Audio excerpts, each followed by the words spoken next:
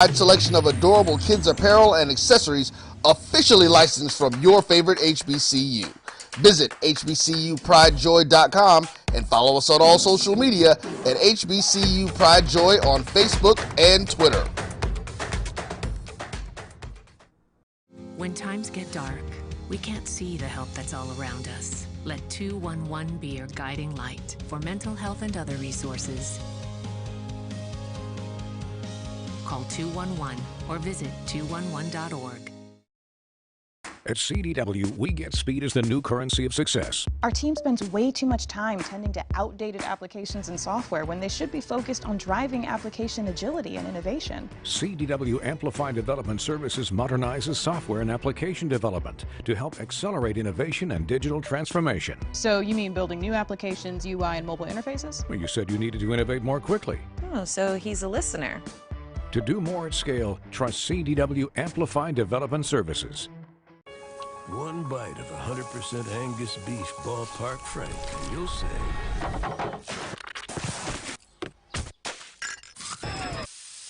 hello, summer. Oh yeah, it's ballpark season. Bounty versus the old family dish towel. Drying with a fresh sheet of Bounty leaves your hands cleaner than a used dish towel that can carry and redistribute food residue. So ditch the dish towel for better hand hygiene. Bounty, the quicker picker-upper. Stillman College is an HBCU in Tuscaloosa, Alabama, where we prepare students for a different world. Stillman is a college of distinction for last year and this year. Our largest majors are business and biology, followed closely by psychology, criminal justice, and history for pre-law, communications, English, and religion. Our newest degree programs are in the Department of Computational Sciences, which covers cybersecurity, data analytics, and math. The Biomedical Academy prepares students for competitive entry into health professions and graduate programs. We have established summer biomedical research internships with major research institutions, such as the University of Alabama, Drexel and Temple Universities in Philadelphia, the Salk Institute in San Diego, California, and the universities of Florida, Indiana, and Iowa. We became creative with social distancing and masks for the pandemic. Our students enjoy movie nights at the stadium and the new Melissa and Davis Legacy Courtyard, where you can eat and enjoy friends. We have the Divine Nine Greek letter organizations, student government leadership, and ambassadors. Our small class sizes, nurturing faculty, and friendly environment let you know that Black Lives Matter at Stillman College each and every day. Applications are free. Sign up at discover.stillman.edu. Complete the contact card and apply today. Stillman College, where we prepare students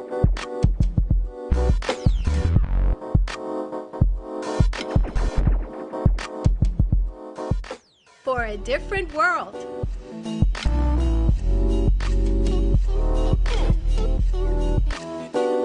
For 200 years, Montgomery, Alabama has been making history by people who had the courage to stand up for change.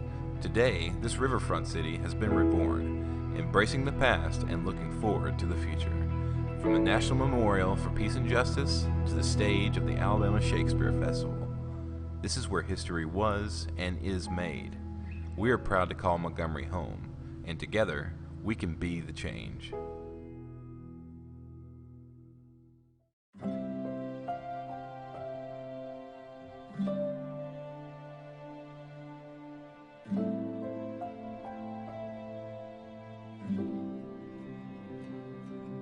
Whether it's advice on managing your anxiety or tools to help you stay grounded, Coping-19 provides a range of resources and self-care tips to help you cope with this pandemic. We can help. Find the resources that work best for you at coping-19.org. This is the Dean of the College of HBCU Sports, Kenyatta Cavill of Dr. Cavill's Inside the HBCU Sports Lab with Mike Washington and Charles Bishop. Come mix it up in the lab where the course lecture is in session every Tuesday from 6 o'clock p.m. Central Standard Time on Facebook Live, YouTube Spreaker, or the BCSN app, as we discuss all things about the HBCU sports culture, including exploring the week that was in the sporting HBCU diaspora, as well as the upcoming week of HBCU sports. With me, the Dean, the College of HBCU Sports, on Dr. Cavill's Inside HBCU Sports Lab with Mike Washington and Charles Bishop. Course lecture dismissed. This is Carlos Brown, letting you know that we're on the move. You can now catch the Carlos Brown Show beginning this July on the Black College Sports Network each and every Saturday from 11 to 1 Eastern Time. That's 10 to 12 Central Time. Same time, new place. On Facebook at the Carlos Brown Show and Black College Sports Network. Online at www.mybcsn.net and on the BCSN app available on Google Play and the Apple App Store. That's a pretty tight spot. Watch this. Of course your Buick parks itself. That's so you.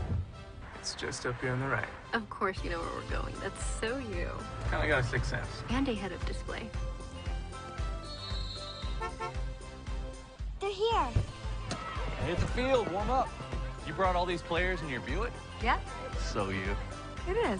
There's a Buick that fits your life, because at the heart of every Buick SUV is you. Itchy, squirmy, scratchy, family not getting clean? Get Charmin Ultra Strong. Go get 'em. It just cleans better.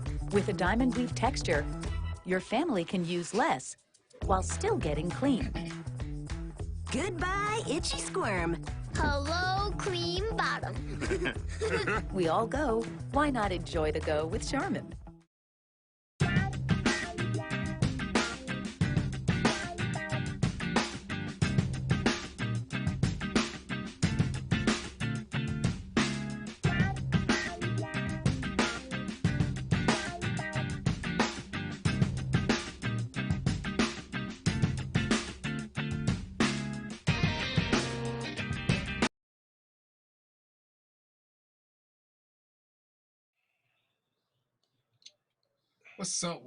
What's up, fam? Today is the 21st of June, 2023. Welcome to Random Thoughts with DVP. We're going to do things just a tad bit different today because I'm stressing. So I'm going to start the show off with more already in here with me because he gonna be the better half. You know, he's the sane one. I'm the one who just every now and then, you know, I got a message from my friend the other day. I wanted to do my truck then be like, I got a letter from the government, but it was from a dude I respect. And he was like, yo, man, why you going in so hard on this dude? You know, you better than that, OG. I said, bro, you know, I wish I could say that, but sometimes I'm petty as fuck. And don't get it twisted. Most of the time when I'm Facebooking, I'm at work getting paid for this. So I'm even pettier knowing that I'm getting paid to do nothing but Facebook. Because I'm chilling and I'm getting paid. So it works for me. So, you know, but dude was a little flip at the lip. And you know, I started to reach out to Mo, but I didn't want nobody to tell me to stop. So I didn't reach out to Mo. You know how you got friends, you know who to reach out to for what you want. When you want to be stopped, you call somebody reasonable. When you want to get egged on, you call that friend who always like, yeah, go get him. So I'm just doing my thing because I'm off the chain because he's one of them dudes who's constantly disrespectful and everybody take the high road and just stop talking to him. And, you know, I was telling the guy who inboxed, I said, sometimes, man, you got to let that shit go and you got to hit a motherfucker in the mouth. I said, in the day, I need to hit him in his mouth because he a little too comfortable now because all the grown men in the room just keep backing off and don't say nothing. You know, when you argue with a fool, it's hard to tell who is who. And I'm okay with that sometimes because I'm getting paid right now, so I'm going to be a paid fool. And I said that to say that sometimes, you know, this show is about saviors. But sometimes, man, people get so flipping the lip that even if you a grown man or you in your matureness, sometimes you got to get down in the dirt to shut somebody up. You got to get down and dirty to get them to let go because when you got people who trying to get your message and somebody keeps slinging mud, and when you stop, you're doing a disservice to the people who actually want to get what you're trying to teach. They just ain't as vocal or sometimes as boisterous as you are. And I'm sure Mo can attest to the fact that sometimes taking that high road causes you to lose sometimes when you shouldn't have to lose. Sometimes you got to put the bad apple out the room. It's like when I say, I'm all for us having our own villages where we got black people. But when we do that, we can't let the niggas come because the niggas gonna tear our shit up. So yeah, I'm for this, but it can't be indiscriminate where we just take people who look like us because those that look like us will hurt us because everybody don't want to see us succeed. And that's how I came up with this show, which is crazy because I actually just came up with it like an hour and 10 minutes ago. And I reached out to Mo and like a champ. Mo was like, yeah, I'm there. Because he don't even know what inspired this. But it's people like that who try to bring everybody down or bring the mood down, or they got so many complaints about what somebody ain't doing for them or what ain't getting done, and oh, you this, you that. And for those y'all who follow the show, y'all know I always talk about the differences that me and Mo have on certain things. Don't make neither one of us right or wrong. We just talk about what worked best in our scenario. We can talk about what worked best when somebody tells us something based on our knowledge, training, and experiences. Because that's all we're speaking on. We're different. So we should have different points of views. There are some things that we should not agree on wholeheartedly because that means it's disingenuous. Because I could say some things, for instance, I've been a cop. There's some things I could say that Mo can't know because Mo has never been there. But shit, Mo don't understand. Mo got no clue that I'm jealous of him. Did you know I was jealous of you, Mo? And jealous is bad. No I'm idea. envious of you, Mo. Did you know I'm envious of you? No idea. And you Not a know clue, why? brother. And this, for me, this is a good thing because there are times when you should be envious of people. But Mo, how long you been married? About 25 years. That shit right there to me is everything. I've been married 3 fucking times. I can't get this shit right. When I meet a brother who been married 25 years, man, my heart goes out to them because I want that. I want to get my gold watch. I want all of that. But I keep starting over from scratch. How the hell am I gonna get this gold watch? I'm 58. You know how long it's gonna take me to get to 20 years? I might not get this damn watch. Mo working on his second big gift. You know, he got the 20-year gift. He finna get the 25-year gift. That's something special to me. So before, I don't care how many bad marriages I've seen, before I tear him down or call him names, that's something to respect and look up to. And that's why sometimes jealousy and envy can be a good thing when applied properly. I mean, I got mad respect for that, but I would love to say, yeah, I've been married 25 years. I would love to say I've been married 10 years. I ain't made it to 10 ever, never. I can't get to double digits. But I ain't gonna sit back and try to shame him or bring him down because he find him a good woman, and this is how we're gonna start. This is how we're gonna start, which is why I wanted him here in the beginning. So, Mel, you gotta work with me. You gonna have to just inbox me when to take the breaks because I know we usually do an intro, then a break, then something else in a break. So I'm a little unhinged today. Mo, in your 20 plus years of marriage, without getting in trouble, how many times is it that you have that walking away was more of a consideration than staying and fighting for Oh, a lot. either y'all in your What do you estimation? mean? No, listen, we understand. Look, when in the early phases, it's one thing, but when you've been married for a long time, you understand that walking away is actually a blessing, because y'all ain't gonna get nowhere. Sometimes you just get in these arguments and you just go in circles, man, and it don't matter. I'm just trying to explain, yeah, but I don't want to hear your explanation. I want to talk, and it just goes in circles, man. And then you just say, listen, let's just walk away, man. We'll come back in about half hour or something. Try it again. That's happened multiple times, a lot of times, and it's been the best thing. And people don't understand that when you hear people who go through this, they all been through shit. We just don't see it. So yeah, married people have the same problems that dating people have. They just have a better reason to stick around. So before we start dogging people out or over romanticizing what they got, talk to some of these people and find out what their struggle is. Because you don't know the Yeah. struggle that they've been through when they was like, shit, I want to throw this towel in. But it's like I was telling more earlier. Sometimes you get a good woman, when you start talking about throwing the towel in, she'll hit your ass in the head and make you go to sleep. And when you wake up, you don't want to start over. But Hey, they got violent tendencies, but that's okay. But we don't see that, and so I just wanted to get that out there. No, I got mad respect for that. Well, hold on. Let me just add to that, man, because I just what you said is it's a nugget, man, that people need to pick up. And the nugget is that marriage is work, man. Don't get in a marriage thinking it's gonna be an easy ride and you just gonna have fun. And if you're a man, your wife gonna just bring you plates of food. If you're a woman, your man just gonna hit you with dollar bills so you can go shopping and have fun. That's a piece of it, but there's a lot more to it than that. You know what I'm saying? It's not you gotta come to an understanding with each other before you make it work for y'all. And that's just for y'all because the variables change as you change people. And that's what outsiders don't get because we so caught up in the image that we see. We take that to be reality, but we don't ever really want to know how they get in there. So I wanted to give you that because like I said, that's just one of them things, man. I'm shit. I love black women, and I want one forever and ever. Just keep fucking it up. Not and before y'all start inboxing me, ain't nothing wrong. I just want to give Mo his props and explain how some things work, which is why I want to talk about saviors because I got a bunch of different subtopics because everybody is looking for somebody to save them, but they ain't trying to help themselves.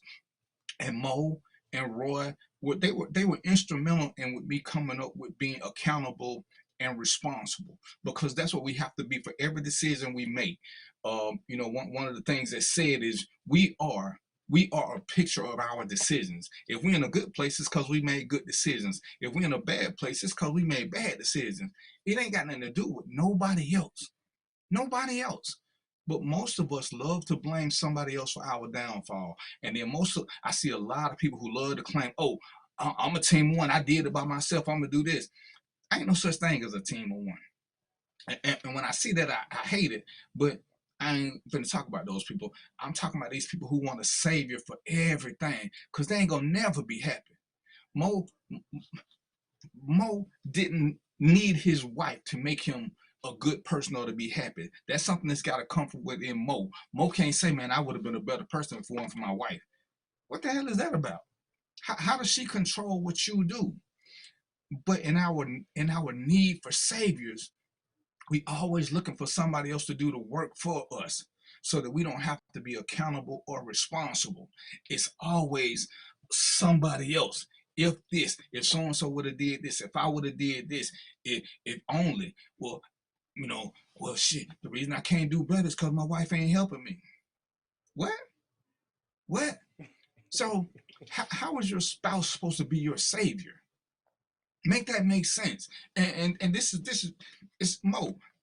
You're a married man, and you believe and you preach, and I see you live this life for the most part. We are supposed to be the head of household. We are supposed to be that apex creature. We're supposed to protect, provide, and all this other things. But all we doing is blaming. So how is it that we looking for, and this is for the fellas, how do we look for our wife to be a savior when we want submission? We asking them to not question us. We doing, how in the hell are you blaming her when you got all the demands? How does that work? Give me some good, Mo. Well, the thing is here, the thing is this, if you want to lead or you feel like you want responsibility and you want leadership, you want people to follow you, right? So that's essentially what we're talking about. Somebody, a woman putting enough confidence in you to follow you, right? If you want somebody to do that, women ain't stupid. They ain't dumb. They ain't gonna follow you if you walk in the wrong path. You know what I mean? The way I look at it, it's like, just think of it this way: it's like a woman is on the tightrope and you the safety net below. If you're not a secure safety net, she probably not even gonna walk on that tightrope. You know what I mean? So that's your fault because you saying, look, I'm not a good safety net. But if you proved yourself, you said, listen, I'll never let you fall. You're gonna be good if I'm with you. She walked across that tightrope with confidence, no problem. I mean, that's kind of how I see it. You know what I mean? But it may be different to different people, but that's kind of how I see it. And so, in other words, you got to lead. If you're gonna lead with confidence. Ain't no woman gonna follow no dude that's not confident, that's not secure, and not safe. That's something you got to bring to the table. And when she see you starting to blame people for everything that go wrong, I guarantee you she gonna start. She may not do it overtly, but subconsciously she pulling back because she don't trust you. She knows something go wrong. You gonna blame her or somebody else because we can't be accountable and responsible because we can't wait to blame somebody else. We can't wait. We can't, and that just agitates me. You know, oh man, the show could be better if Mel and Roy did this. Well, the show could be better if the host got up off his ass and did some more things. The host is the one who is the face of the show. People don't see Mel behind the scene. They don't see Roy. But I want to blame them because, oh man, they could save me and do this. And I'm so tired of it. And it's just not, you know, I would love to say it's a male thing, but I don't care who does it, men or women. Stop. Stop looking for a savior to make your life better when you don't want to put in the work yourself. Because if you don't do it, which is what all of these going to lead to, I got a whole list of people who I've been seeing blamed on social media as to why they can't get something. And we're going to talk about these because at the end of the day, the answer is the same for all 1, 2, 3, 4, 5, 6, 7, 8, 9, for all 9 of these people who I've seen people blaming. It's self. You know, I make no bones about the fact that I suffer from depression. I go to a therapist. It's nice to have somebody to talk to. It really is. But for those of us who ain't got depression and you got a friend or somebody who can talk to, nothing, absolutely nothing happens simply because you are talking. If you don't put in the work to identify things yourself, there is nobody who can help you. Nobody. We can sit and talk all day long, but at some point, I gotta look in that mirror, point at that guy in the mirror, and ask him what he's gonna do. Man, if I had a better therapist, I could get through this. The fuck is it the therapist for? I mean, it's a constant nag and a drag when we looking for somebody to save us. Who got you here? It wasn't a therapist. The therapist didn't get you. No therapist got me to depression. It's some shit that happened. But if I don't accept it and acknowledge it, which I didn't for years because I didn't know, which is why it was getting worse, because I didn't know.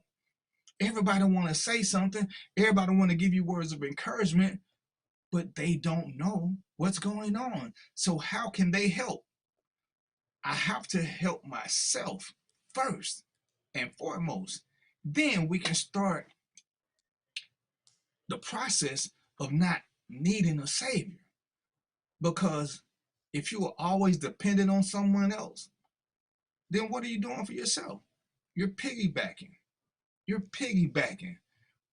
We're gonna take a quick break, and we're gonna come back because we're gonna get this done. Because this is about accountability and responsibility, and this is about coming up with the decisions. We ain't gonna just bitch about it. We're gonna fix this. So we'll be right back. Shouties.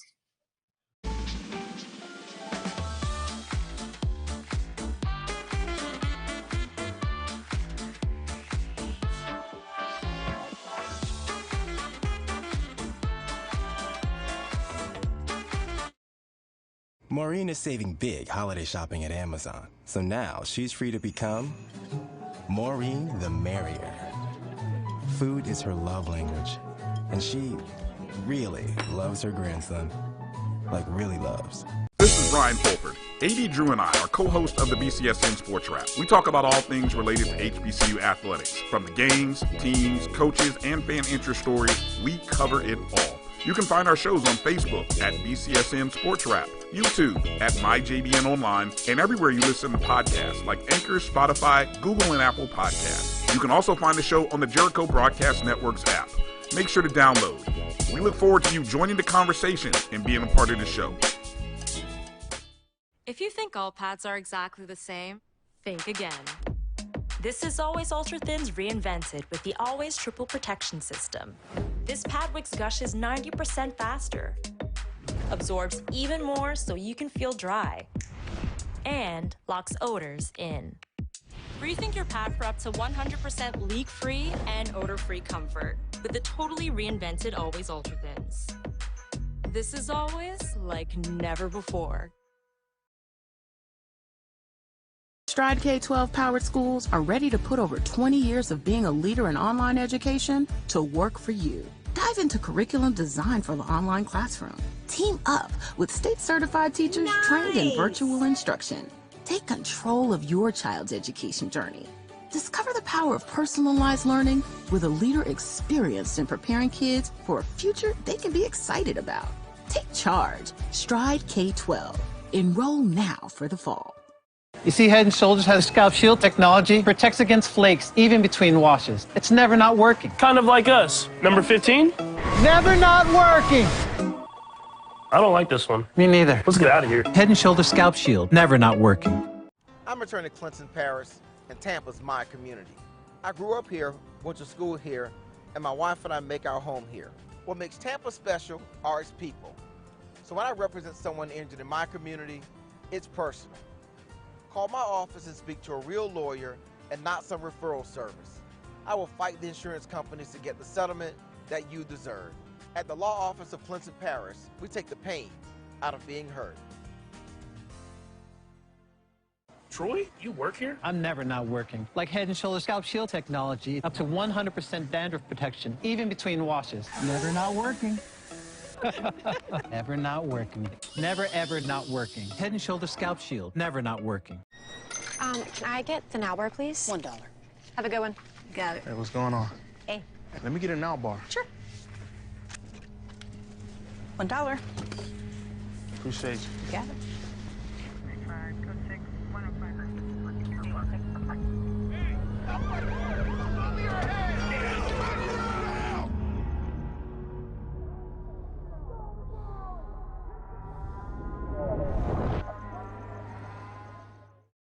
Are you hungry for authentic Caribbean food like jerk chicken, oxtail, red snapper, shrimp, tofu, and rasta pasta? Well, find your way over to Mango's Caribbean Restaurant, 180 Auburn Avenue, right next to Royal Peacock in downtown Atlanta. Them belly full, but we hungry. Mango's Caribbean Restaurant, open daily from 11 a.m. to 10 p.m. And on Friday and Saturday, we're open till 4 a.m. Come to Mango's and put some spice in your life. So we've got a good thing going. Mango's Caribbean Restaurant, 180 Auburn Avenue, right next to Royal Peacock in downtown Atlanta. For more info or directions, call 404-698-3992 or log on to mangoscaribbeanrestaurant.com. For instant coupons, text MANGOS to 313131. Tell your mama hungry, papa hungry, brother hungry. Mango's Caribbean Restaurant, authentic Caribbean cuisine. Open up the door, tell your mama hungry.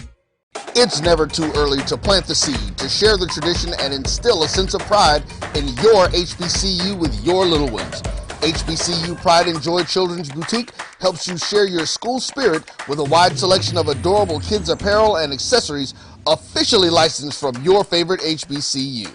Visit hbcupridejoy.com and follow us on all social media at HBCU Pride Joy on Facebook and Twitter. When times get dark, we can't see the help that's all around us. Let 211 be your guiding light for mental health and other resources. Call 211 or visit 211.org.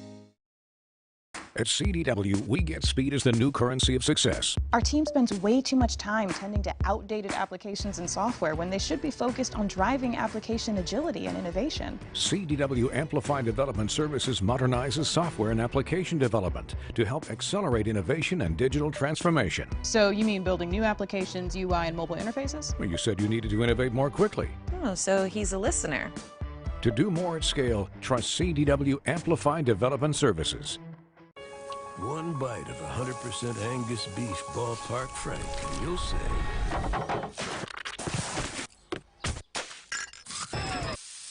hello, summer. Oh yeah, it's ballpark season. Bounty versus the old family dish towel. Drying with a fresh sheet of Bounty leaves your hands cleaner than a used dish towel that can carry and redistribute food residue. So ditch the dish towel for better hand hygiene. Bounty, the quicker picker-upper. Stillman College is an HBCU in Tuscaloosa, Alabama, where we prepare students for a different world. Stillman is a college of distinction for last year and this year. Our largest majors are business and biology, followed closely by psychology, criminal justice, and history for pre-law, communications, English, and religion. Our newest degree programs are in the Department of Computational Sciences, which covers cybersecurity, data analytics, and math. The Biomedical Academy prepares students for competitive entry into health professions and graduate programs. We have established summer biomedical research internships with major research institutions, such as the University of Alabama, Drexel and Temple Universities in Philadelphia, the Salk Institute in San Diego, California, and the universities of Florida, Indiana, and Iowa. We became creative with social distancing and masks for the pandemic. Our students enjoy movie nights at the stadium and the new Melissa and Davis Legacy Courtyard, where you can eat and enjoy friends. We have the Divine Nine Greek letter organizations, student government leadership, and ambassadors. Our small class sizes, nurturing faculty, and friendly environment let you know that Black Lives Matter at Stillman College each and every day. Applications are free. Sign up at discover.stillman.edu. Complete the contact card and apply today. Stillman College, where we prepare students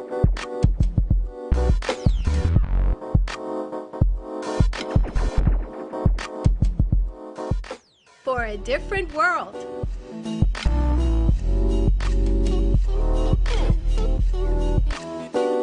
For 200 years, Montgomery, Alabama has been making history by people who had the courage to stand up for change. Today, this riverfront city has been reborn, embracing the past and looking forward to the future. From the National Memorial for Peace and Justice to the stage of the Alabama Shakespeare Festival, this is where history was and is made. We are proud to call Montgomery home, and together, we can be the change.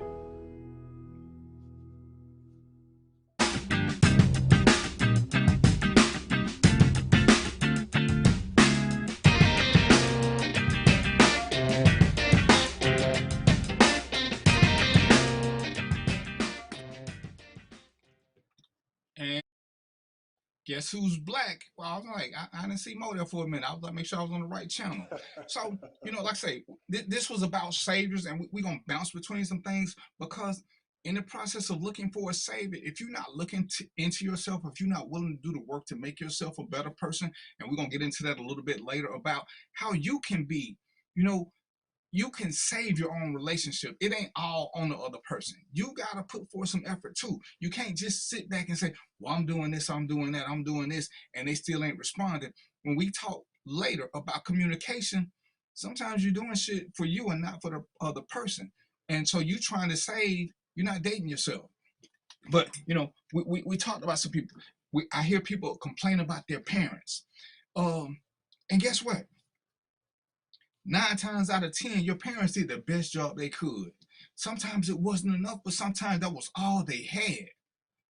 Just like you sometimes, just like me sometimes. Sometimes our best effort ain't worth shit, but it's still all we got. I'm willing to bet that there have been times when Mo was tasked with something, but he was tired. You can only push your body so much despite what everybody think. Oh, I don't need no sleep. You're a lie. You may not need something, but your body needs some. And sometimes you push and push and push, or sometimes some of us try to carry too much on our shoulders and we fall short. We tried, we did the best we could, but for whoever was waiting for us, our best wasn't good enough. And they were depending on us. That happens with everybody. Mo been married 20 plus years. What was his experience getting into this? He learning on the job. His wife is learning on the job. There is no experience when you're doing this, especially when you have a extended the hella long marriage. Hell, I've been married 3 times, but what experiences do I bring? If they don't revolve around making me a better person, what am I doing? What am I doing? I ain't looking at me. So when I hear these people complaining, oh, I need somebody who gonna push me and who gonna do this, and don't get it twisted. I believe I believe that Mo White push him. I believe that Trina pushes me. But guess what? For that push to be successful, we have to be open to the push.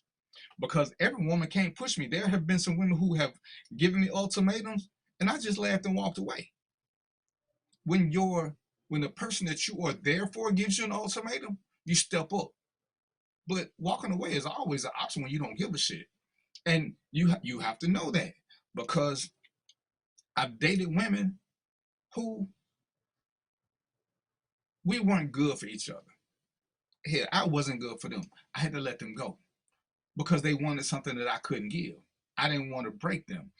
So, as we talk about this and everybody looking for a savior, oh, well, D, when you left me, it just shut me all the way down because I thought this, and this. Okay. And shit happens in life.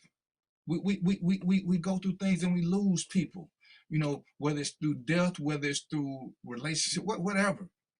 How do we get past that? We try this. And one of my co-hosts used to be religious because I try to help somebody because I'm not a religious fanatic. I'm not a religious fan. But even when we pray to God, even for those of you guys that pray, I ain't gonna never knock it because whatever worked for you, worked for you. But when prayer don't work, do you blame God? Or do you blame something else? I mean, sometimes life happens in the middle of life happening. Good shit happen to bad people, bad shit happen to good people. To me, that's just a part of life. But if you blame it now, if you blaming everything on God, again, you're not taking any responsibility or accountability for your actions that led up to anything. Mo, do you know anybody who has never had anything bad befall them? No, not a one. And it's There's some people. and It's interesting. Let me just add this. There are some people that go around, and you would never know that they had a struggle. So, right. but everybody deals with something. Everybody.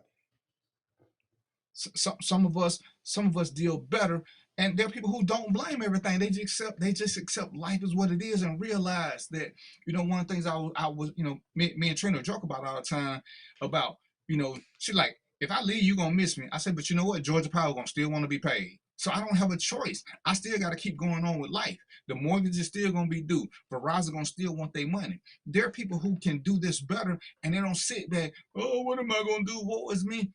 And I ain't saying don't be sad. It's not what I'm saying, ladies and gentlemen. I'm not telling you not to go through the healing process. All I'm saying is quit looking for everybody else to be your savior. Sometimes, sometimes if we're honest, sometimes bad shit happens for good reasons. Sometimes we caught in a rut. Sometimes life needs to slap the shit out of us because we're too stuck in comfort that we ain't moving. Sometimes that's what happens. Sometimes some of the best things that happen in our life happen because we had a tragedy. You gonna say something, Mo? No. Listen, man. You preaching because some of the best lessons, or some of the best lessons I learned came through struggle. Right. When you come up against a situation that's difficult, that's hard for you to get through, those are the ones you never forget, and they can help you, figure out new ways to think about things and new ways to see things. And on that note, I just want to say this, man. A lot of people think I really want this is a nugget from being married for quite a while, and even you know I'm thinking Darren will agree with this because he's been in a lot of different situations. So it doesn't there's really no difference between my relationship and his, because I probably dealt with the same stuff he dealt with. But here's the thing, um, what I'm gonna say right now is this: don't most people go to marriage counseling once the problems start. I'm gonna say, go get marriage counseling up front. from the beginning when things are good. Go to marriage counseling when things are good, because that marriage counselor is going to give you tools and information that you otherwise wouldn't have. But if you go get them up front, when y'all get ready to get into an argument or things come up or issues come up or things you got to deal with, you already had the tools to deal with them. And trust me, it's going to make stuff a lot easier. I had to learn on the fly. No fun, people. No fun. And those are the things that we gotta pay attention to as we're blaming everybody else. When you blame the therapist, as Mo said, I learned, yeah, marriage counseling should be done, in my mind, prior to marriage. You need to see where you are. Too many times we depend on lust and love to get us through. I ain't gonna speak for Mo, but lust and love will not sustain a marriage. Lust and love will sustain a quick sex rendezvous. And sometimes real life kick in. You got to work. You got to start doing other things. If that's all you got, it's cute, but it's not sustainable. Because as Mo said, as I will tell you, there's some hardships in marriage. There's some hardships in relationship. There's some hardships in life. And if all you got is lust and love and all this other BS that we love to claim makes us going, it don't work like that. You got to be prepared for the struggle, and you got to know that you guys got somewhat of a same mindset that complements each other. Because when Mo falters, when DVP falters, me and Mo two different people. The kind of encouragement we need may be different. So the person that we with needs to know how to bring us up. Some people need a kick in their ass. Some people need to just lay down and get a nap. Some people just need to see. There's nothing like seeing a rejection. When my mom gave me a rejected look, that motivated me more than anything else. I don't need to be hit. I don't need to be screamed at. I don't want people who I think depend on me or who respect me to feel like I let them down. That's motivation for me. Some people need to be yelled at. Some people need to be challenged. You gotta know who this is, and you gotta be you have to be your own savior. What does it take for me to be a better person? When we talk later, when Mo was talking about on the break, and I've said this before, we start talking about communication. Being able to communicate is a great savior. When you can honestly communicate with each other, then it makes things a whole lot easier, as opposed to guessing what somebody needs or wants. Ask a simple question. But they don't even get mad that people won't tell you things. Did they tell you something that you asked? Or did you tell yourself something that you guessed? And now you're the impetus for this destruction, but you're blaming them. Because this is what we do. We want to blame our partners. Oh, she didn't do this. Oh, she didn't do that. Oh, if only this. If my aunt had balls, she'd be my uncle. Stop with the ifs. What is your part in this? Once you accept your part, you can make it a whole lot easier. But to blame somebody, to blame anybody is asinine. And sit here. Mo has written books. Mo has done a lot of things. I don't know what Mo does when people ask information. I'm not asking, but anytime people ask me for information on their relationships or whatever, I'm really careful not to give them information because I can't, because my thought process ain't theirs. I always tell them the same thing: get your sheet of paper. Don't do it by memory. Get your sheet of paper. Write down the pros and cons of staying and going. See if your pros match up with your needs, or they match up with your wants. Look at the paper and judge yourself, because I tell you whether you should stay or go. Ain't doing no Derrick Jackson shit. You got to write down what's important to you, and then you make a decision. So you can't say, well, I did what you said, EP. I left. I ain't never told you to leave nobody. I told you to write a list down. And if his cons, if he got 5 bad things, and 5 ain't a whole lot, but if he got 5 bad things, but those 5 things are on your need list, then yeah, you need to reconsider what's going on. If they're on your want list, you can negotiate with them. You can't negotiate with what you need. So you get to make an informed decision, because I can't make that decision for you, because my priorities ain't Mo priorities, ain't Mel priority, ain't Roy priority. So I can't sit back and tell you what's important. Women that smoke, for me, that's a priority. I'm not going to deal with a woman that smoke. It ain't well, what if it's this? Is it smoke? Well, it's weed. Is it smoking? It's smoking. I will not deal with a smoker, not in a real relationship. When I have sex, holla at me. But ain't nothing gonna happen from this. I can just tell you this up front. For me, it is a deal breaker. For a lot of people, smoking ain't a deal breaker. So I can't tell you because your partner smoke, leave them. Well, DVP said leave because smoke. DVP says deal breaker is smoking. His deal breaker is smoking. If you smoke, why would another smoker be a deal breaker? And man, when people ask you, when people ask you for some help with if they got a problem, what's part of the process that you tell them to go through? Oh yeah. No. What you was saying, I kind of follow that, but basically the way I look at it is, there's general feedback, and that's just, that's not my personal feedback. It's just in general. But then there's also what I would do. You know what I mean? So I tell people though, the first thing I tell people is, look, you got to do what works for you. What anything I say, that's gonna work for me, but it may not work for you. So you got to figure out what works for you. So I give general feedback, and I let them know here's some options. But if one of them work for you, use that. But I'm not going to tell you. I'm not going to say here's what you need to do. It don't work like that. Right. Because I'm not. I don't know your lady. I don't know your wife. I don't sleep with her every night. I don't talk to her. I don't know what problems y'all have in your relationship. So I can't give you, unless I'm a certified marriage counselor and y'all coming to me and you downloading all your information. There's no way I can tell you exactly what to do, but I can give you some. I could point you in a general direction and say, try this. Ain't no guarantees though. And my thing is, even if you're certified, and that's what I tell people, even if they're certified, if they giving you other things as steps for you to address, then ignore them, because they still can't tell you what you should do, because it's your life.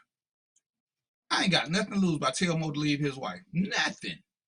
I ain't got no skin in the game. So when people say, "Oh, but you can't find damn post where I told somebody to do something," even when I post these scenarios in a group and people ask for help, if you see me comment, it's still about telling them to look within themselves or look at the facts. Don't ignore facts. Don't ignore, because I don't believe in game plans. He just testing you. Tests is for students and dummies. You don't test grown people in relationships, not outwardly. I mean, subconsciously, we kind of put everybody through tests, but that's what life is. But shit like going out and leave your money to see if she gonna step up and pay, that's not a test. That's pure stupidity. I just want to see if she was gonna do it. So what if she tests you to see if you got good money management skills? See, now you're a dummy. Now you're a dummy for playing a dumb game. And it's like the boy who cried wolf. You keep doing tests, you get dumped. Oh, I was just... So again, we're holding these people accountable. Like I said, and this is the part that has to stop. If you want to be a savior, if you really need a savior, and I think we all need a savior. We all need a savior. But your savior is in the mirror. It ain't Joe Biden, it ain't Trump, it ain't Obama, it ain't your mayor. Your savior is in the mirror. If you're constantly waiting on somebody else to come pull you out the dirt while you're sitting there wallowing in mud and self-pity, who gonna help me? Who gonna help me? Well, if you put your hands in the mud because you ain't sinking, you could lift your own ass up. But you don't want to. Because what if I fall again? So who can ever help you? Your savior is in the mirror. No book, no politician, no sports figure, no sport team, no child, nothing is it. And I'm so tired of seeing this. Oh, well, so-and-so ain't doing nothing for us. Well, Mo live in Arizona. I live in Georgia. What could happen in Arizona and Georgia that could appease both of us at the same time? Who knows? We don't know what we have in common. I like Mo because Mo got his own mind. There are some things that we agree on wholeheartedly. There's some things that we have different opinions on. There's no agreeing to disagree. We respect the fact that we got different lives, because I hate that agree to disagree shit. What are we disagreeing on? That you got a life? That I got a life? That's not a disagreement. That your life is different from mine? That's not a disagreement. So let's just agree that we got two different perspectives. I ain't never understood that agree to disagree. Maybe Mo can explain it to me on one of his things, because I'm just confused about that. I just don't know what it means. But We have to be willing to do the work. We have to be willing. Sometimes, and I'm sure Mo can attest to this. Sometimes that woman that we love, that child that we love, can say something that cuts us deep in the heart, and it pains us, and we want to be reactive. We might even want to get into a defensive posture and defend ourselves. But if we take 3 minutes and listen to what they said and realize that it's coming from a place of love and honesty, there's some truth to it. Somewhere we faltered and we didn't want to take credit for our faltering. And that child, that parent, that loving spouse, they called us out on it. And we had to sit back, accept the fact that shit, they right, and step up. Because you got to be your own savior. Can't get mad because you got called out about it. You can't sit back and say, oh, well, I had other shit going on. There are people who are dependent on you. Mo knows this. Mo, have you not set your wife up in a position where she should depend up on you for certain things? Well, she should depend on me for certain things. Yeah, have you not set her up where she should depend on you to get certain things done? She just know you're going to do certain things. Oh, yeah, absolutely. That's what we do. Absolutely. So when we don't do them, we should be held accountable for that, because that's what people do in real relationships. And I tell people, real relationships, they're about comfort. They're about expectations, because we set people up to believe we're going to be there for them. They set us up to believe that they're going to be there for us. We become semi-dependent on that comfort factor. Most of us adult, mature men set up the women in our lives to believe that we're going to be their protector and provider, that we're going to fix certain things. When we don't, you can't sit back and say, well, damn, I can't fix everything. Well, I'm sure that we never said, hey, babe, I'm going to fix 87.6% of your problems. You on your own, them other 13%. Nobody says that shit. So when they expect us to do it, and sometimes we can't, sometimes we got to own up to it and say, baby, I ain't got one for this one. But we can't be mad at them for expecting something that we set them up to believe and then hold them accountable for it. Mo has certain expectations of his wife. Is that fair? Of course it's fair. That's the purpose of relationship, so that you don't have to carry the whole burden. Am I not right, sir? 25 years You're in? absolutely right. You're absolutely right. But let me add this, though, because I think a lot of people may have the wrong perspective. When it comes to marriage, don't try to get an A plus. That's a mistake, folks. Do not try to be perfect. You ain't gonna get everything right. You're not gonna be able to solve all the problems. I'm telling you, if you get a B, if you're going for the B minus or B plus, you're good. You're not gonna get everything perfect. You're not gonna get everything right, but you go for that B minus, B plus. That means y'all get along. Things are nice. You know what I mean? Sometimes you're gonna have problems. That means you got a problem solving process that you guys follow. You still get that B plus, B minus. You know what I mean? But shooting for, I've seen couples. They every time you see them, they look like they're getting an A plus, man. But behind closed doors, oh my God, I know it's a nightmare. F minus. Trust me on that one, man. I just know it for sure because I'm in it. I've been in it. I know I'm not the only one that's been in these relationships, and there's problems that come up where you don't even expect it. You know, marriage is a puzzle, man. It's a mystery. Things are gonna come up. You'll be like, damn, where'd that come from? And you got to figure out how to deal with it. So all I'm saying, man, go for the B plus, B minus. Don't try to be perfect. Don't try to be perfect. I don't know what's your thoughts on that, DVP. And I'm gonna even say, you know, sometimes you aiming high with that B plus, because every day ain't gonna be great. There are times that we do falter, and when you're failing, just realize you can't sit there. You gotta raise up. You gotta do the work. Again, this is about doing the work, not expecting everything is gonna come easy. You know, I saw a post. What it say?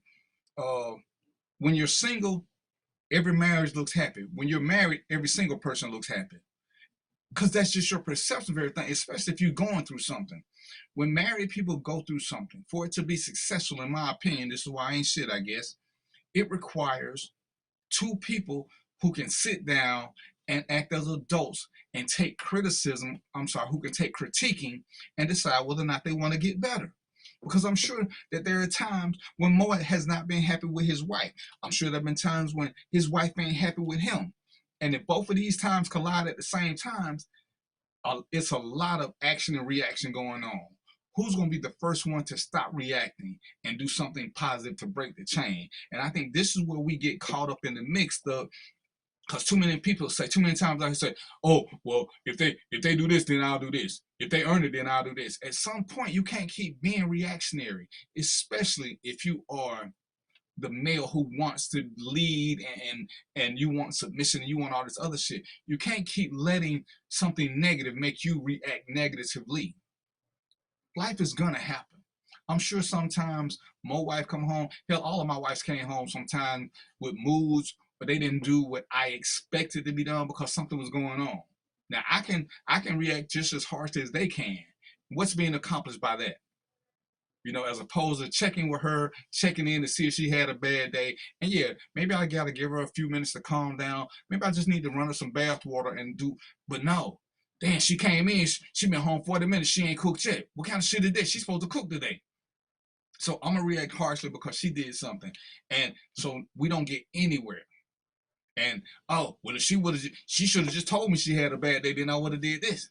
Well, why couldn't you ask? No.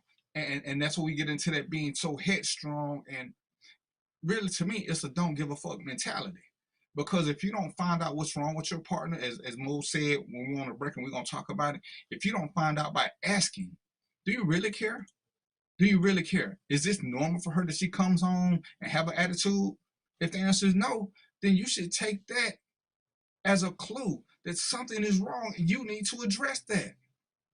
Because you're playing into the fact that if she thinks that you don't care, you don't. You just want her to be a servant. You don't care what happened to her that you know you want to eat. Go ahead. And let me just add this. So, and then, that's a good point that DVP was saying, but I want to add this so people think about it. If your wife or your husband come home angry, here's the question. Do you think you caused them to be angry or something else?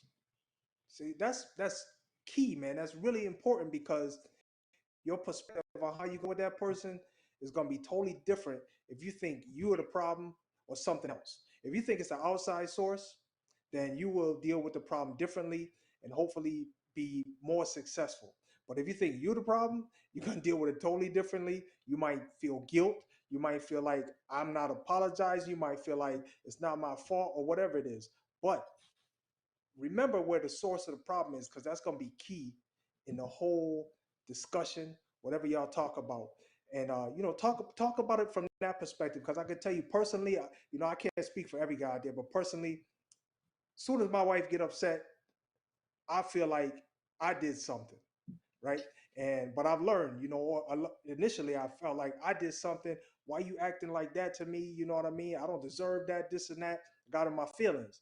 But I learned over time, let me find out where this is coming from first. That's the first step.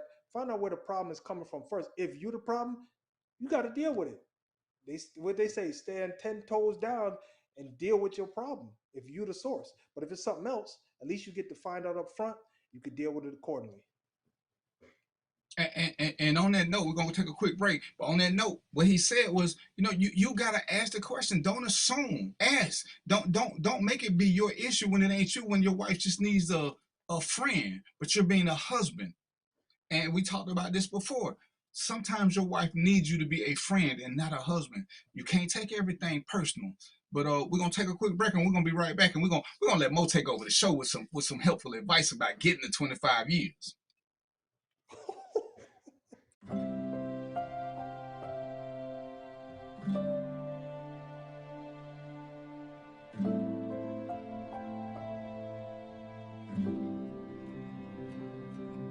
Whether it's advice on managing your anxiety or tools to help you stay grounded, Coping-19 provides a range of resources and self-care tips to help you cope with this pandemic. We can help. Find the resources that work best for you at coping-19.org. This is the Dean of the College of HBCU Sports, Kenyatta Cavill of Dr. Cavill's Inside the HBCU Sports Lab with Mike Washington and Charles Bishop. Come mix it up in the lab where the course lecture is in session every Tuesday from 6 o'clock p.m. Central Standard Time on Facebook Live, YouTube Spreaker, or the BCSN app, as we discuss all things about the HBCU sports culture, including exploring the week that was in the sporting HBCU diaspora, as well as the upcoming week of HBCU sports. With me, the Dean, the College of HBCU Sports, on Dr. Cavill's Inside the HBCU Sports Lab with Mike Washington and Charles Bishop. Course lecture dismissed. This is Carlos Brown, letting you know that we're on the move. You can now catch the Carlos Brown Show beginning this July on the Black College Sports Network each and every Saturday from 11 to 1 Eastern Time. That's 10 to 12 Central Time. Same time, new place. On Facebook at the Carlos Brown Show and Black College Sports Network. Online at www.mybcsn.net and on the BCSN app available on Google Play and the Apple App Store. That's a pretty tight spot. Watch this. Of course your Buick parks itself. That's so you. It's just up here on the right. Of course you know where we're going. That's so you. Kinda got a sixth sense. And a head-up display. They're here. Hit the field, warm up. You brought all these players in your Buick? Yeah. So you. It is. There's a Buick that fits your life, because at the heart of every Buick SUV is you. Itchy, squirmy, scratchy, family not getting clean? Get Charmin Ultra Strong. Go get 'em. It just cleans better. With a diamond weave texture, your family can use less while still getting clean. Goodbye, itchy squirm. Hello, cream bottom. We all go. Why not enjoy the go with Charmin?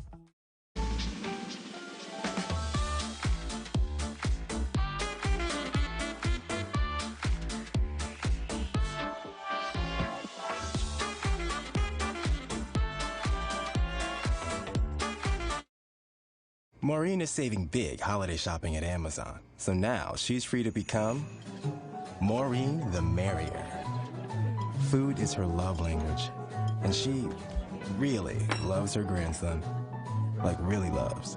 This is Brian Fulford. AD Drew and I are co-hosts of the BCSN Sports Wrap. We talk about all things related to HBCU athletics. From the games, teams, coaches, and fan interest stories, we cover it all. You can find our shows on Facebook at BCSN Sports Wrap, YouTube at MyJBN Online, and everywhere you listen to podcasts like Anchor, Spotify, Google, and Apple Podcasts. You can also find the show on the Jericho Broadcast Network's app. Make sure to download. We look forward to you joining the conversation and being a part of the show. If you think all pads are exactly the same, think again. This is Always Ultra Thins reinvented with the Always Triple Protection System. This pad wicks gushes 90% faster, absorbs even more so you can feel dry, and locks odors in. Rethink your pad for up to 100% leak-free and odor-free comfort with the totally reinvented Always Ultra Thins. This is always like never before. Stride K-12 powered schools are ready to put over 20 years of being a leader in online education to work for you. Dive into curriculum design for the online classroom. Team up with state-certified teachers trained in virtual instruction. Take control of your child's education journey. Discover the power of personalized learning with a leader experienced in preparing kids for a future they can be excited about. Take charge. Stride K-12. Enroll now for the fall.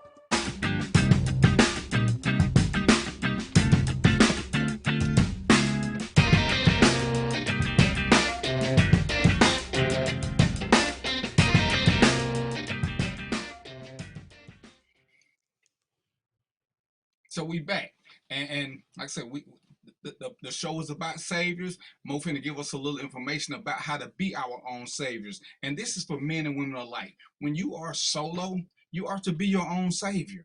It makes it easy. Once you learn that process, when you try to combine with somebody else, if that's your ultimate goal, you still know how to save yourself. And sometimes being a savior means being able to correctly identify who is on your team.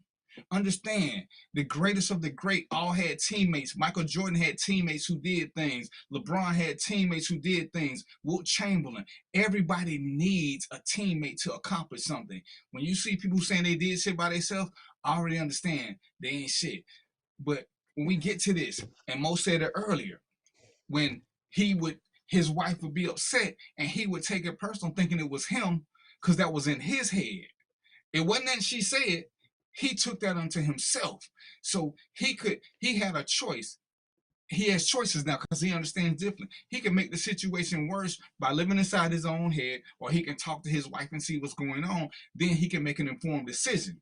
Ladies and gentlemen, ladies especially, this is how you determine if you have a decision maker. See, before I get a flow to Mo, and I'm gonna get a flow to Mo. But ladies, and I've said this, and I'm gonna stick by this to the day I die. You can have sex with a dude, and a dude will do what a dude is supposed to do. Sex does not make a dude a man. His one good decision was finding your pretty ass to have sex with. That's it. But you don't know his decision-making skills. And too many times I have seen you women defer to this guy because he had a penis and a beard. But nowhere, as Mel gonna talk to y'all about later, nowhere on his resume does it says he's a good decision maker, except when it comes to who to have sex with. Why is it you promote these guys with no skills? They have not shown you anything that would lead you to believe that they can make good decisions. Remember, I started off the show talking about we are a product of our decisions. We are a product of our decisions. Ladies, if you are dating a man who is 40, 50 years old, whatever, and he still lives in a one-bedroom apartment, he is a product of his decisions.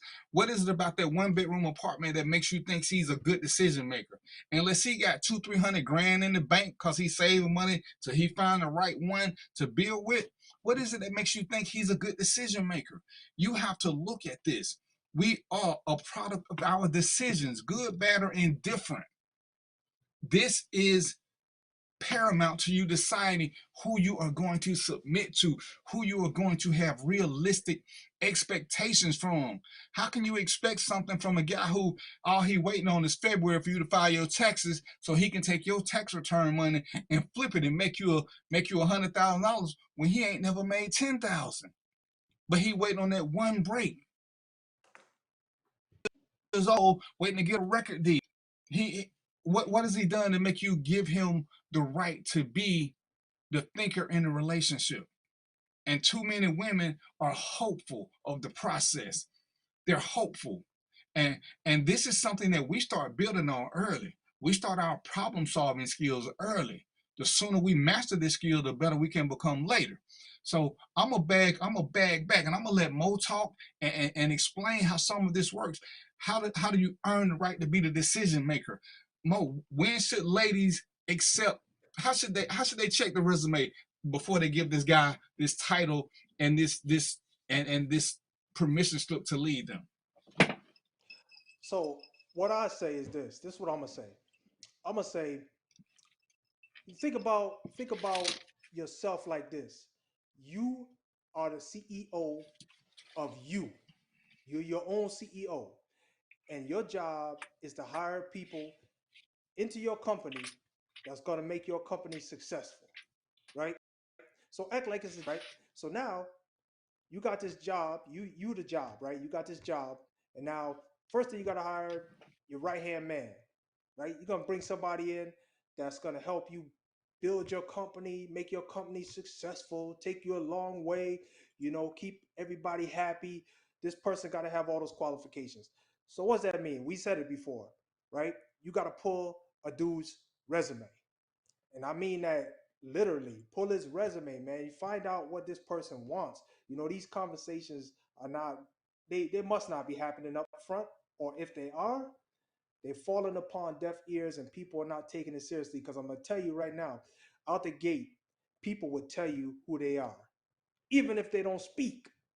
I met so many women when I was when I was dating. I met so many women, and before they could even say a word, I looked at the mannerisms, looked how they carried themselves, who they talked to, things that they did, and I was pretty accurate on judging them. That's right. I judged them up front. Pretty accurate on judging them or who they were before we even had a conversation. And a lot of times it would align. So that's the same thing.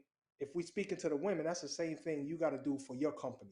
You got to say, listen, I'm trying to hire somebody into my company that's going to help make my company successful. So this guy, the guy that I want, needs to do what? Got to be a problem solver, right? A lot of guys come with that, or some guys think they are, but they're not really problem solvers. They can make it worse. So check that out. Then what's next? They got to be somebody you can talk to. You got to have meetings, right? You go into the meeting, have conversations to figure out certain things, right? Have discussions. Somebody you can speak with, right? I've been in that space where I was a dude. I didn't want to hear you. Had to tell me nothing. I know what I'm doing. You ain't got to talk to me. You ain't got to say nothing to me. That's absolutely a problem. As I went through life and grew up, I found out a lot of times when when you have somebody that you trust, that cares about you to reference before you do anything. Oh my God, you would not believe how amazing that is. They gave me opportunities at work. We want you to go here, we want you to do that. First thing I did, I come home, talk to my wife. They want me to do this, but I don't like this, and this is happening, and this over here is happening, and that's happening. And she said, we had a discussion, but a lot of the stuff she said, we don't talk to each other in a way where we are people pleasers. We tell the truth. My wife got something that's jacked up on. I'm like, nah, I don't like that. It's simple as that. I ain't trying to save your feelings. I'm trying to tell you the truth, right? And she's the same way. She told me, she said, listen, you need to go. And here's why you need to go. And she gave me some good reasons, and it was a thing where now I had my perspective, I had her perspective, and it was something I could think about. You know what I mean? So you got to be the CEO of your own company. You got to be the CEO of you. You got to take them resumes, check them out before you let these people come into your life. The hell with that damn first dinner. Everybody always get hooked up on you're gonna let a guy take you to dinner and spend a lot of money. The hell with that damn dinner. If you're looking for something long term, it's a lot more to a person than that. Forget the damn dinner. Sit down, have those conversations. Get your checklist, put your checklist down. Most people know what they're looking for. I knew what I was looking for. When I was looking for a woman, I knew exactly what I was looking for. And I was lucky enough to find that. You know what I mean? But everybody not that lucky. But I did my little checklist. I wrote it out step by step and said, listen, these are the things I want. Even if I didn't write it in my head, these are the things I'm looking for. This is what I want. And I kept that with me on a constant basis. And I didn't strike people out immediately, but you gotta there's something called an 80-20 rule. If the person has this is not my rule. This is something you could read in a book. 80-20 rule is if they got 80% of what you want and 20% of what you don't want, if that 20% of what you don't want is a deal breaker, you gotta let them go. Otherwise, that's a winner right there. You're not looking for somebody to have 100% of the traits that you want. Because if you're looking for that, you're not gonna find it. I guarantee you right now. Because there was so many things that my she was my girlfriend at the time, but that my girlfriend didn't want to do that I wanted to do, it just left me disappointed. It wasn't until later on until I figured this out where I was like, oh, okay, that's not something she liked doing. I need to respect that. I need to understand that. You know what I mean? And vice versa. I would want to do things. She'd be like, I don't want to go. Yeah, listen, women are cold, man. They'll tell you straight up, listen, I don't want to do that. And that's it. I seen it. It happened to me. So I had to get used to understanding that if it's no, it's because something she don't want to do. You got to respect that. You know what I mean? I had all these dreams, these ideas like, oh, we should go fishing, all that. My lady wasn't that. She wasn't that girl. She wasn't the girl to get in the boat and go fishing. She wanted to get dressed up and go out to the club or go have a nice dinner. You know what I mean? So that's what I was dealing with. And I had to figure out for me what was going to work for me. Resume people, telling you, make them write out a resume. Fill out your resume in your head. Say, listen, this is what I'm looking for. You got your resume, figuring it out, and get that information from them, and you'll have a good idea if this person's the person you're looking for. I'm gonna stop right there, DVP. Let you in. And one of the things that he harped on more than once was communication. And the only thing I'm gonna say about communication is understand this. And this is just because I'm a stickler. Telling a lie is communication.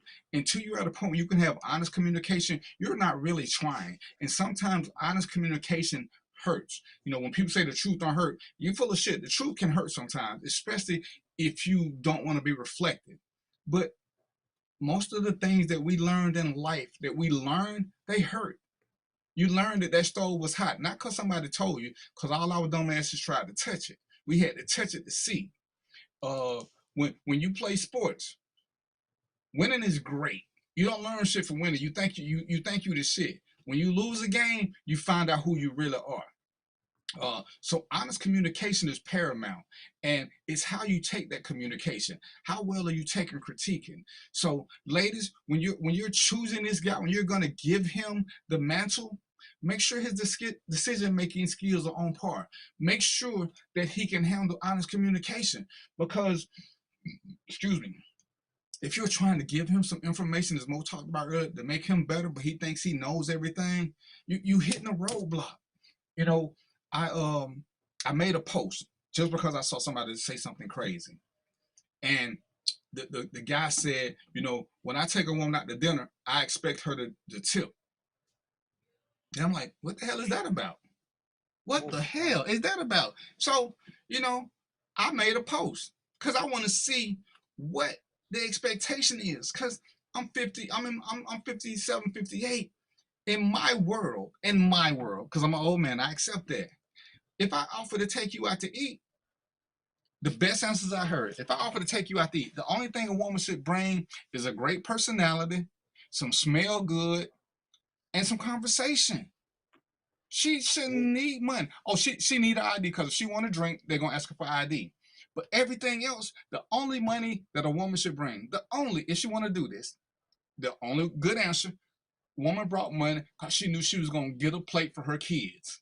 Because me, I would probably pay for the child's plate. But to be fair, if she wanna bring money because she want to get her to go plate for her kids, that's the one time she should bring money. Other than that, I'm looking at women who's talking about they ready to pay. Why are you dating a guy if you think he ain't gonna pay? Why are you dating a guy if you think he can't pay? See, you already giving yourself red flags that you're willfully ignoring. Because let me put it to you like this, ladies and gentlemen. And this is as real world as I can put it. Why would you sleep somebody who you think gonna give you a social disease? Condoms be damned. Let's not act. If you think that they got a social disease, are you gonna sleep with them? No. Even though you can have a condom, even though you can do this, you can do that, they disqualified themselves. Why are you going out with a guy who oh, it's cute that you got enough money. And we're gonna tell you that you should always have enough money just in case some shit happen. But some of y'all are expecting something to go wrong. And I see women talking about, yeah, if he pay, I'm a tip. Well, again, I'm an old man. But in today's society, because this question wasn't asked 50 years ago, in today's society, Mo, 9 times out of 10 when you go out somewhere, how do you pay? I paid by credit card or cash. With a credit card. So how is it I'm paying with a credit card, then she tipping with another credit card or cash? To me, that is insane. Or what? She gonna cash out me the tip money? How does this work? It doesn't even make sense. See, back in the day, in my day, growing up, we paid with cash. See, so if she wanted to shoot $10 on the table, she could. I find that disrespectful, but that's just me. So if Mo paying with a credit card, which the tip should be included, how is his wife tipping? Because she, he might not be a good tipper. Well, again, see, ladies and gentlemen, let me emphasize gentlemen. Before you go out on a date, there's this little thing that should happen. It's called several conversations, so that you know who you're going with. See, fellas,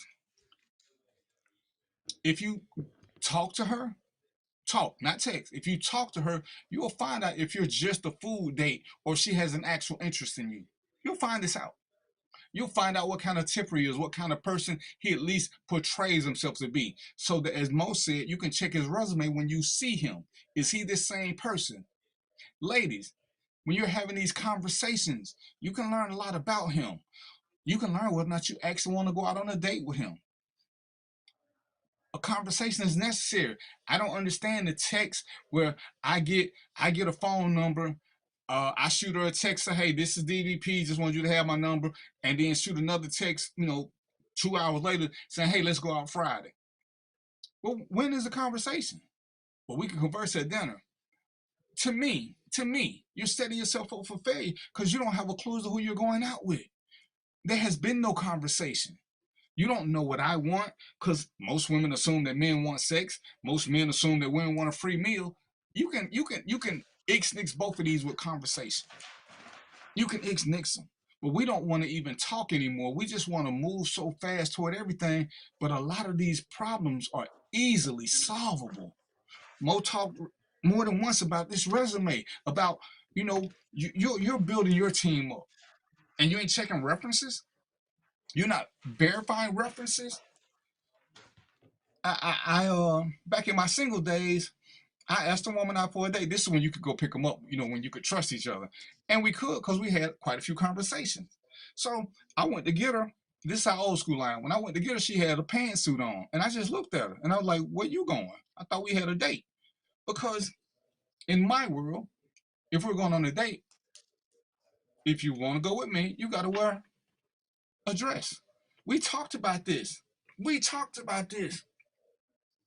She said, I don't feel like I should have to wear a dress. I said, okay.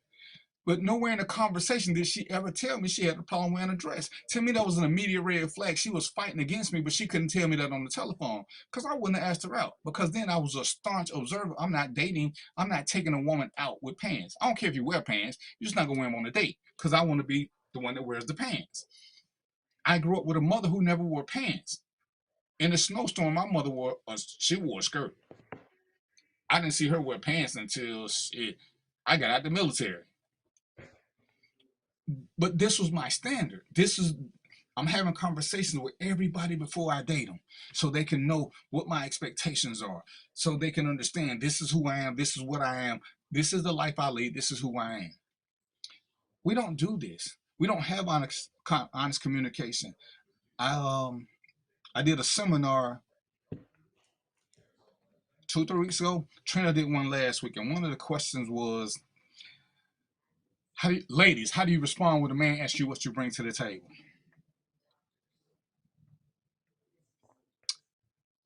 And I thought it was crazy. And none of the women have a good answer. So the women asked, it's like 5 guys there. They're like, well, when y'all ask that question, what do you want to know? So, it was my turn, and more I want your take on this. One, if I am the man, and I am, if I invite you to the table, it's a dumb question because I invited you to the table. So I already saw something that made me invite you to the table. The only time I would ever legitimately ask a woman what she brings to the table is if she's pursuing me. I don't see no value in you, so I need to know why you think you could be valuable in my life. Because the truth of the matter is, no woman knows what she brings to the table. And I'm going to tell you why you don't know, ladies. You don't know what I need. You have no clue. So I could be running a multi-billion-dollar business. I'm looking for a woman who can help me with that. I need for her to have accounting skills. You can tell me all about you being a good mother. You got a college degree. But until you say accounting, you're really not doing anything for me. I am truly the only one who knows what you bring to the table. And vice versa. You can't answer that question without knowing what they need.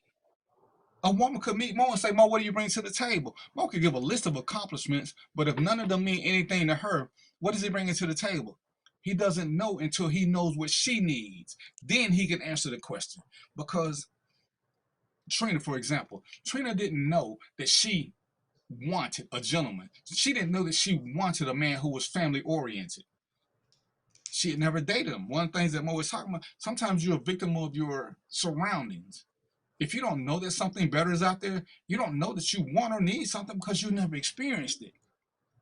If you come from a shitty place, and you never see happiness, you don't know that happy relationships exist. You see everybody fighting and cussing each other out, and that's what you think life is until you elevate yourself and you see something different.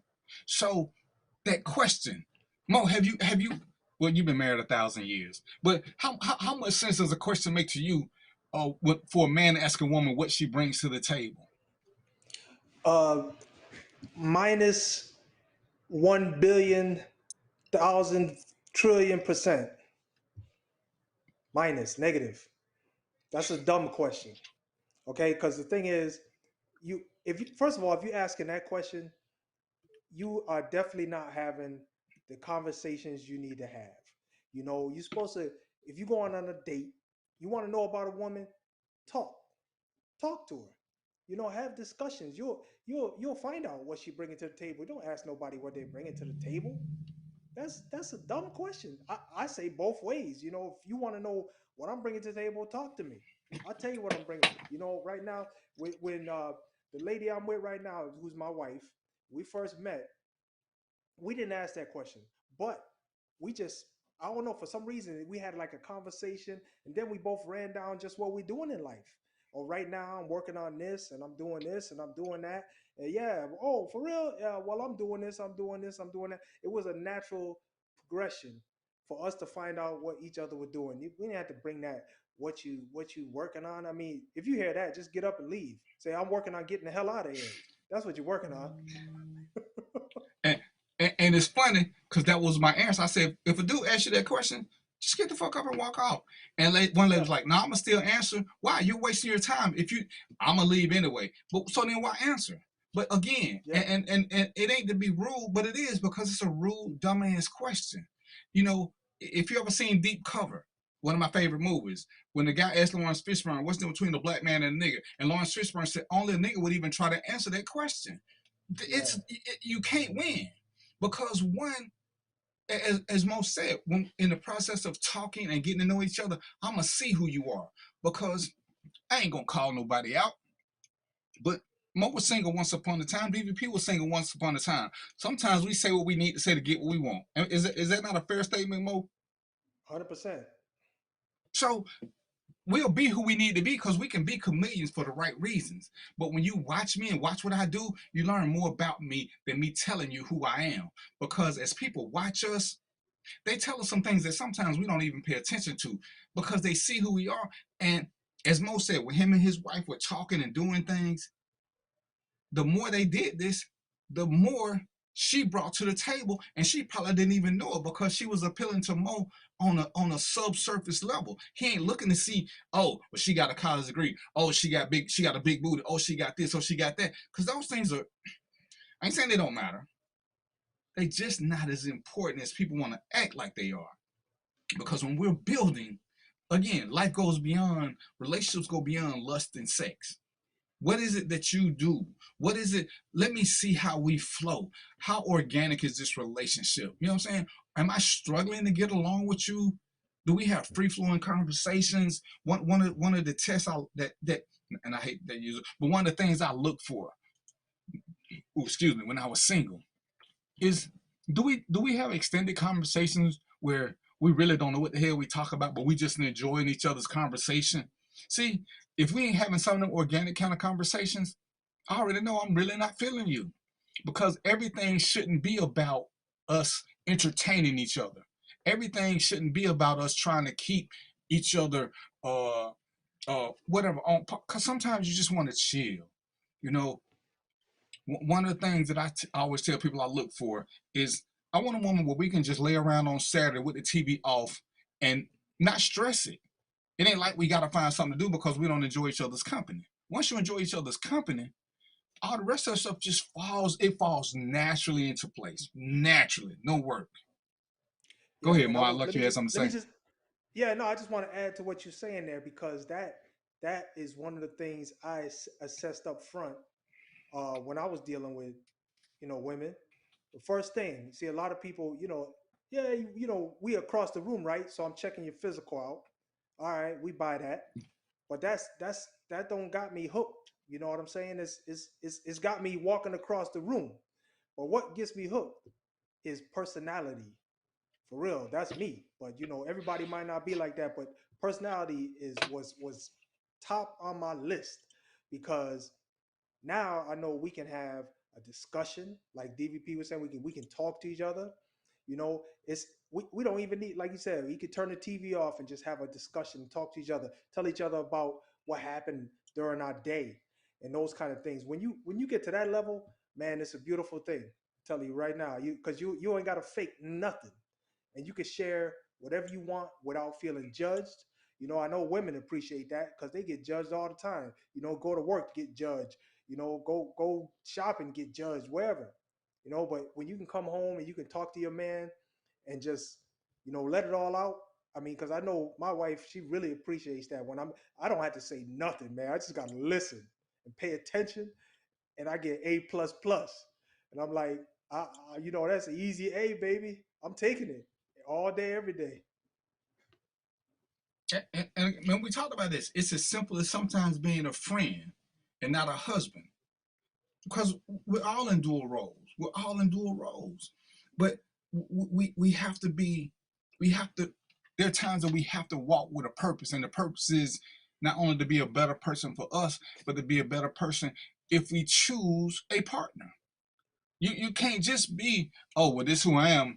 She got to take me like this. Well, that was your single you. When you get in a relationship, it has to be about us. If you're single, yeah, everything you do is for you. You can't have that same mentality in a relationship. If you're not willing to change your mentality, you're not willing to be in a relationship. And ladies, sometimes y'all choose guys who are still about them because the sex was good or because you're struggling or whatever it is. Don't make a long-term investment for a short-term fix. You know, he he he some of these guys don't mind breaking bread, but then they treat you like an employee. Then you upset. But you saw what he was doing. He paid for something, he wanted something. He paid for you missed the whole exchange of how the relationship progressed. It didn't progress organically with y'all doing things. Everything that was done was for means. When you're getting to know people, things just naturally happen. When we go on a date, the date ain't the flex about how much money I got, because I've said as a rule, on a first date, I'm not taking anybody anywhere expensive because I don't want them to feel pressured like, oh, is he one of them dudes that think if he take me somewhere expensive, he got to get some? I want to take that out of the equation. I don't want to take you somewhere expensive and not like you, because then how do I progress a relationship? If I take you to a $100 a plate restaurant on the first date, what am I going to do the second date? We can't go to Burger King no more. We can't go to the park because I've already set the bar too high to start with. I want to go to the park. I want to go somewhere simple so I can see how we interact. I want to see if we close in on each other's space. See, this is the work you got to put in for yourself. These are the conversations that you got to have without any pretension. To see, when I tell a joke, does she laugh? When she tells a joke, do I laugh? Is she corny, funny? What is it about her that draws me to her? You know what I'm saying? Why am I enjoying time with this woman? These are the things that we got to look forward to so we can get to that 25-year thing. Because even short term, there are going to be some heated debates. There are going to be some heated conversations. Some people don't like the term, but there may even be an argument or two. But wanting to overcome that tells you where you are. Go ahead, sir. No, I just want to comment on that, man. Listen, when the pitcher strikes everybody out, they call that a no hitter. Don't go through your relationship trying to get a no hitter, man. So don't try to be perfect. That's not what puts you in position to have a nice long-term relationship. Trying to get everything perfect. Arguments will happen, and you're gonna have them, and it's okay. It's part of the process. Those things happen. But what what really matters is how you resolve them and the tools you use them, and resolving them without, I'll say, leaving damage, collateral damage. You got to resolve it properly. You know what I mean? It's okay to have arguments. They're going to happen. I had a lot of them, man. Some of them to the brink of, I'm leaving you, this and that. I'm not ashamed to say that, because that's what happens. The people that you run into that say, oh, everything's perfect. We never have an argument, this and that. I grew up around people like that. They're like, oh, we have one argument a year and this and that. And when I grew up later on, I was like, yeah, okay.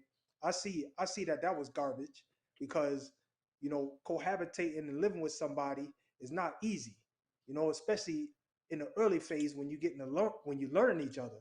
So don't worry about trying to be perfect. The key is learn what works for you two. The process that you guys need to follow in order to figure out what works for y'all. Because it's not gonna be the same. Every person I was with, it was different. Some people like certain things, some people like other things. And you have to figure out, say, okay, this is what I'm working with. How do I make that work for me? If that's what you want. And yeah, right. Bob, I'm not saying that love and lust won't work. I'm just saying that can't be the whole crux of the relationship when you're building. Yes, we'll still love our wives, and we'll have times that we lust after them still. But life goes on. We still got to be about the business of business. And a lot of times people ain't into that portion. And when women are wanting something from men, especially when they want, and most women that I've come across, even the strongest CEOs, even the power women who making 6-7 figures, most of them want to be submissive to a man. And most of them are still doing it without vetting the man and qualifying him. They're qualifying him simply on the basis of love, lust, a penis, and a mustache. He hasn't proven himself to be a leader. He hasn't proven himself to be a good decision maker. So why are they entrusting him with this when he has never proven that he is capable? Just because you fill out a job application does not mean you're qualified. And we can see something nice all day long. Can we sustain it in a long-term relationship, not just in a short-term situationship or an entanglement?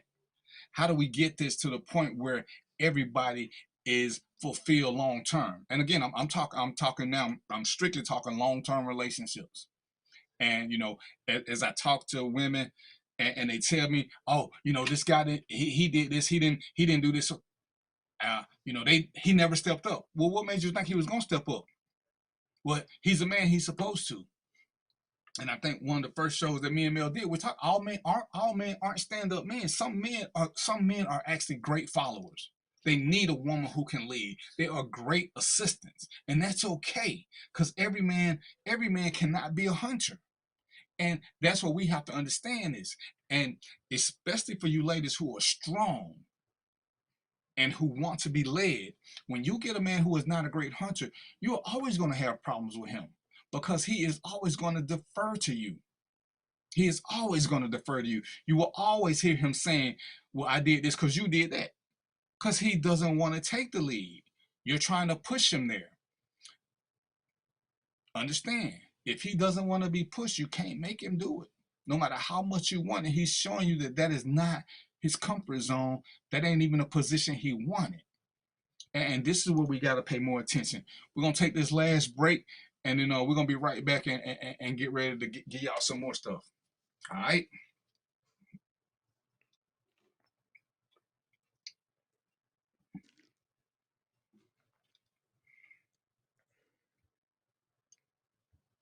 Maybe.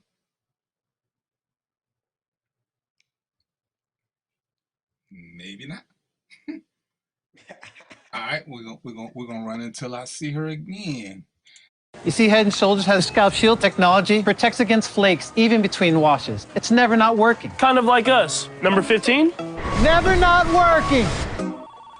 I don't like this one. Me neither. Let's get out of here. Head & Shoulders Scalp Shield, never not working. I'm attorney Clinton Paris, and Tampa's my community. I grew up here, went to school here, and my wife and I make our home here. What makes Tampa special are its people. So when I represent someone injured in my community, it's personal. Call my office and speak to a real lawyer and not some referral service. I will fight the insurance companies to get the settlement that you deserve. At the law office of Clinton Paris, we take the pain out of being hurt. Troy, you work here? I'm never not working. Like Head & Shoulders Scalp Shield technology, up to 100% dandruff protection, even between washes. Never not working. Never not working. Never ever not working. Head and Shoulder Scalp Shield. Never not working. Can I get the now bar, please? $1. Have a good one. Got it. Hey, what's going on? Hey. Let me get a now bar. Sure. $1. Appreciate you. Got it.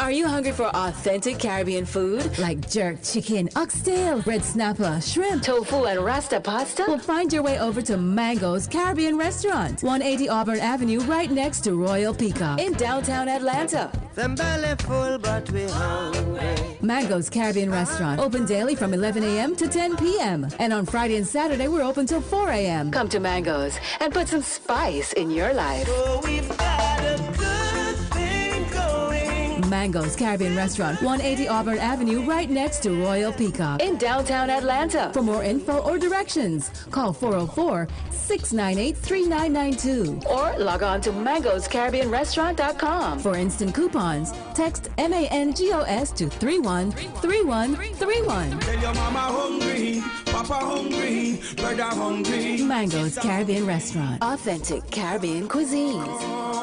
Open up the door, tell your mama hungry. It's never too early to plant the seed, to share the tradition, and instill a sense of pride in your HBCU with your little ones. HBCU Pride and Joy Children's Boutique helps you share your school spirit with a wide selection of adorable kids apparel and accessories officially licensed from your favorite HBCU. Visit hbcupridejoy.com and follow us on all social media at HBCU Pride Joy on Facebook and Twitter. When times get dark, we can't see the help that's all around us. Let 211 be your guiding light for mental health and other resources. Call 211 or visit 211.org.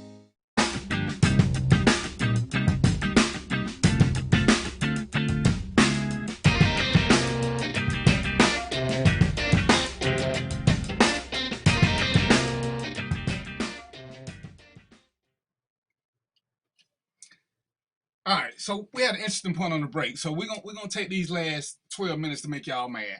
I'm gonna let Mo make y'all mad, cause it was Mo idea. I co-signed it. When we're being honest about relationships, I'm gonna go on and do the intro for you though. When we're being honest, and this is one of the things that I had to be introspective about. We will call a relationship when it's actual situation, because most of us don't want a good partner.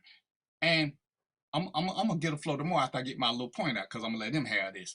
I think we choose knowing that. I personally have chosen women who I knew I couldn't sustain a relationship with. I see women do it because they don't want a relationship. They just don't want to be single. So they pick people who they know aren't sustainable. Because sometimes we pick people that we know ain't shit. We know, our friends know, our family know. Everybody has told us this. And it ain't that we want to prove them wrong. We just want to be able to do something. And sometimes the something that we want to do is just have fun with that person. But we care about what people think.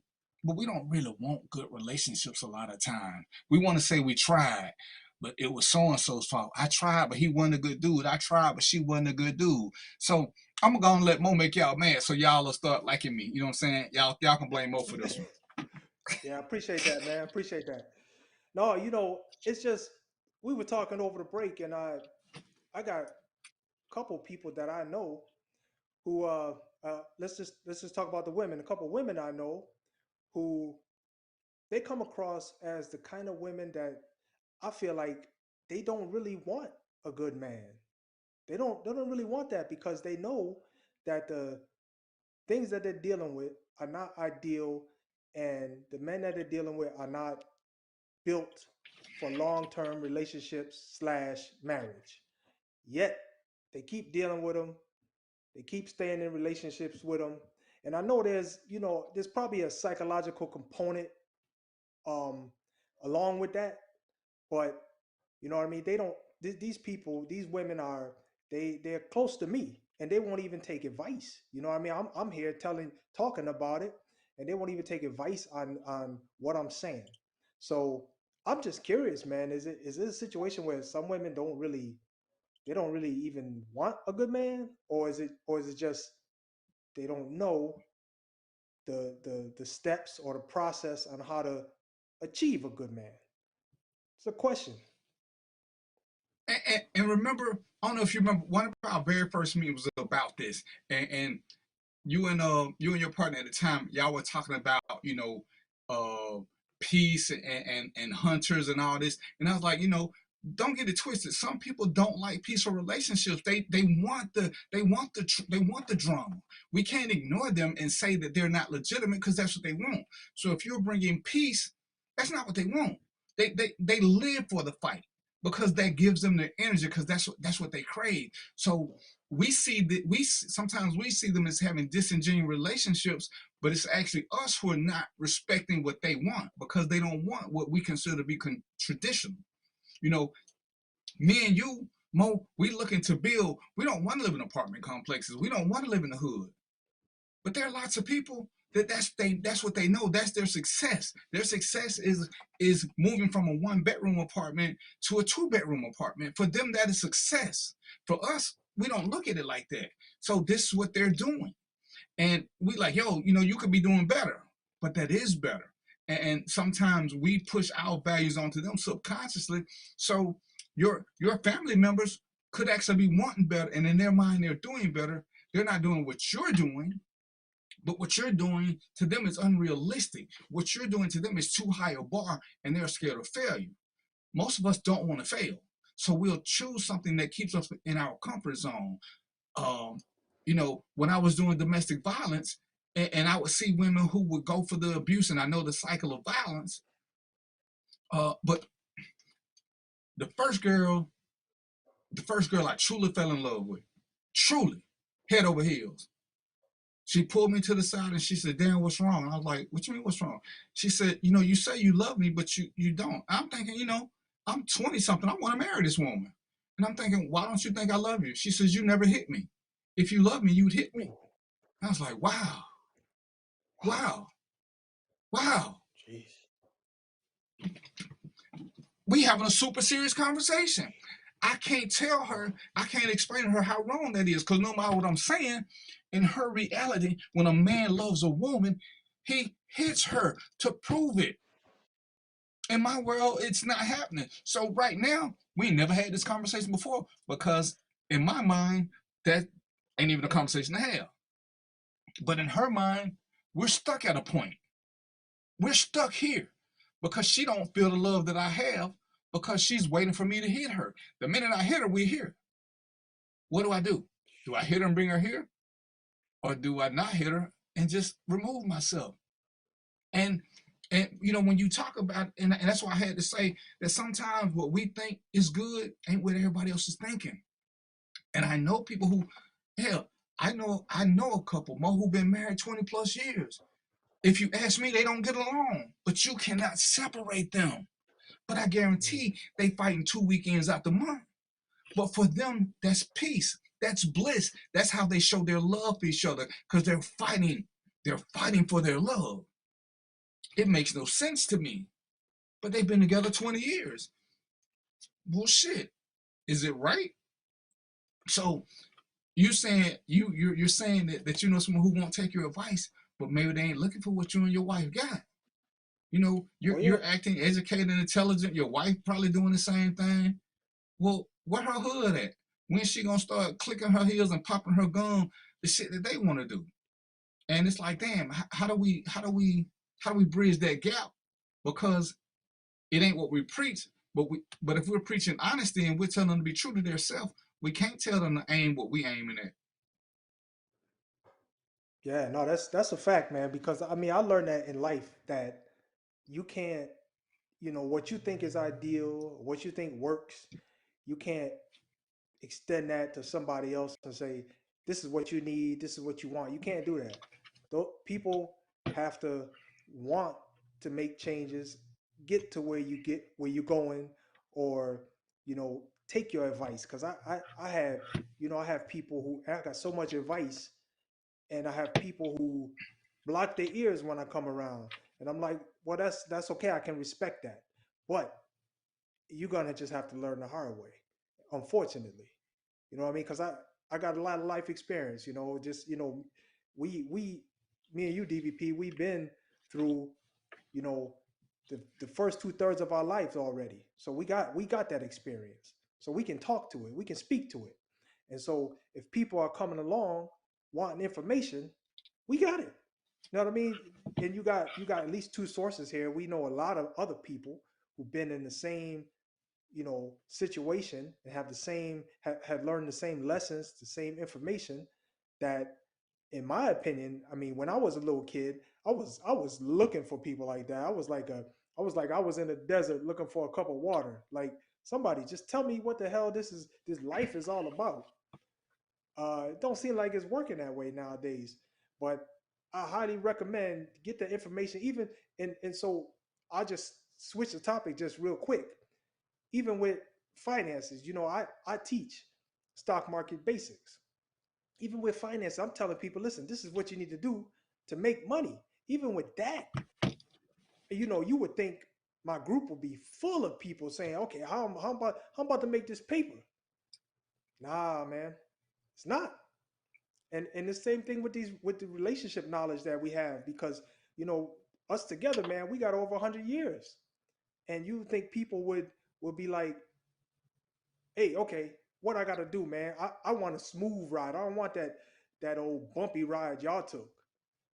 I could respect that. I don't want that old bumpy ride y'all took. What do I need to do? And we could just be like, listen, look out for this, watch out for this. This might happen. If it does, here's what you do. We've been through the gauntlet. We've been through that process. So I'm just saying, people, leverage your the people that have the information that can just make your life easier. Ain't no sense in refiguring this out, taking the hard way. Leverage us. But that's what even when they look at us, Mo, they got unrealistic expectations. I mean, I had a friend who said something about Trina, and I want a wife like Trina. What do you mean? What do you know about Trina? Trina, hell, Trina ain't no easy to get along with than I am. Trina is a ball breaker. You see the nice, pretty woman on camera with me, and we doing the show, but you're basing this off of a show. You ain't spent no time with her. I'm sure that every man, every woman who's been in a relationship can tell you how hard their partner is to get along with. People see something from the outside. It's like, yeah, I want to be perfect like y'all. See, the minute you say we ain't perfect, then they stop listening because they view you as perfect. They don't want to talk about the shit you got to go through. They don't want to talk about the times when, y'all ain't talking. Me and Trina laugh, when we have a big argument, it's easy to tell because the house is super clean because we just start cleaning to keep away from each other. So I tell people, it's funny, not that the house is dirty, but when we not agreeing, when we got real beef going on, the house is sparkling clean. You can eat off the floor. I don't want that clean house. I want my house to look lived in. They don't want to hear how those things go. They want to hear about the greatness, about this. And that's just not, they're not built for that. And that's why sometimes I stop trying to tell people what they got to do. What is your priority? If you're being honest with yourself, what are your preferences and priorities? What's mandatory? What's mandatory? I was watching something, me and Trina was talking. I said, every time I hear a lady talk about getting married with a time frame, to me, I dismiss her because she's not willing to learn somebody. She just knows she needs to be married in 2 years.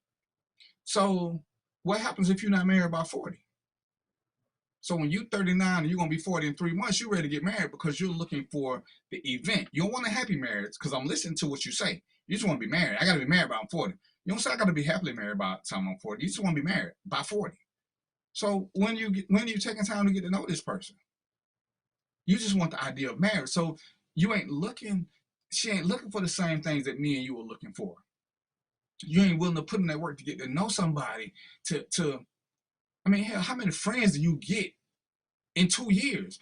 So if this person is going to be your friend, it takes us a minute to build friendships. How are you going to build a friendship and a relationship in 2 years? You're not letting things happen naturally and organically. I'm willing to bet that There was no time frame when you met your wife. Like, you know what? I'm gonna marry her in 31 days. Shit just flows. You just flow and you go with it, and then bam, you know, it's time. I mean, there was no point for me and Trina to be married. We got married during COVID. When it hit and we were locked in the room, we were locked in the house together, because I had quit working. You know, everybody, you know, we on lockdown. And I realized that during the lockdown, I actually love this woman. My house is big enough that we don't have to be around each other. But we spend a lot of time around each other in addition to going to bed with each other.